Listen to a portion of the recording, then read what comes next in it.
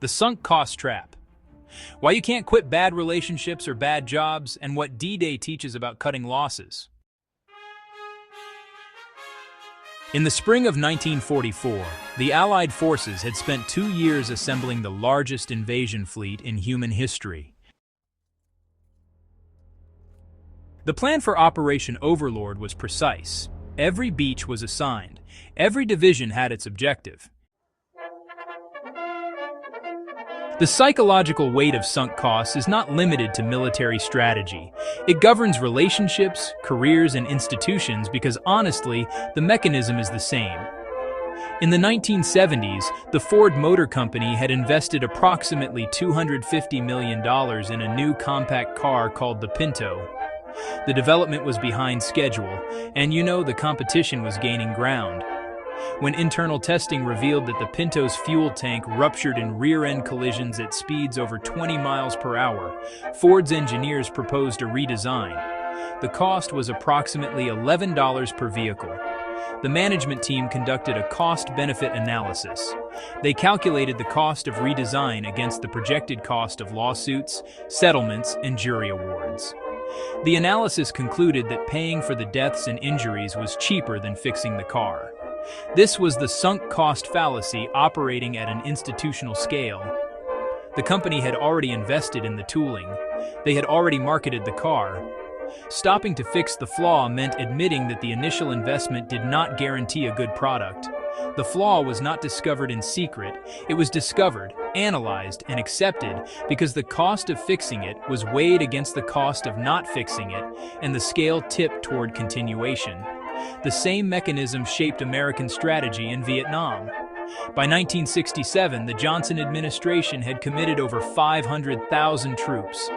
The military leadership was reporting progress that did not match the ground truth. The question was not whether the war could be won at an acceptable cost. The question had become whether the United States could afford to lose after having already spent so much. Lyndon Johnson privately told aides that he feared being remembered as the first American president to lose a war. The political cost of withdrawal, he believed, was greater than the military cost of continuing. He was not making a military calculation. He was making a sunk cost calculation.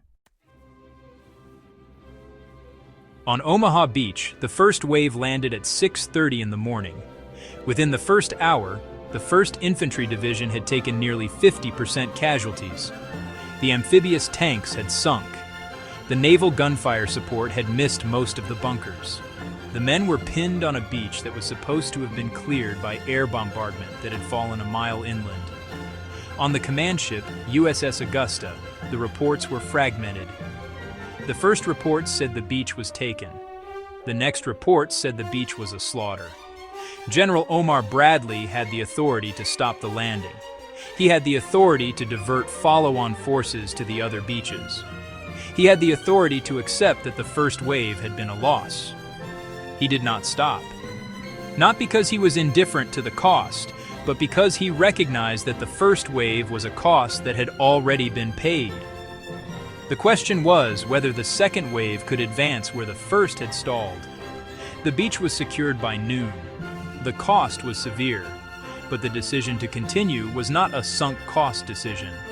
It was a forward-looking decision based on a revised understanding of what was possible. The difference between Eisenhower's decision on June 5th and Bradley's decision on the morning of June 6th is the difference between strategic patience and strategic commitment. Eisenhower understood that the decision to proceed on June 5th was a decision about future risk, not past investment. He understood that the ships, the planes, the fuel, all of it, was already spent. The sunk cost trap convinces people to stay in relationships because they have already invested years. It convinces people to stay in careers because they have already invested education. It convinces institutions to continue failing strategies because they have already invested credibility. The question that Eisenhower asked his staff on June 5th was not, "What have we already spent?" The question was, "What will it cost us tomorrow to do something else?"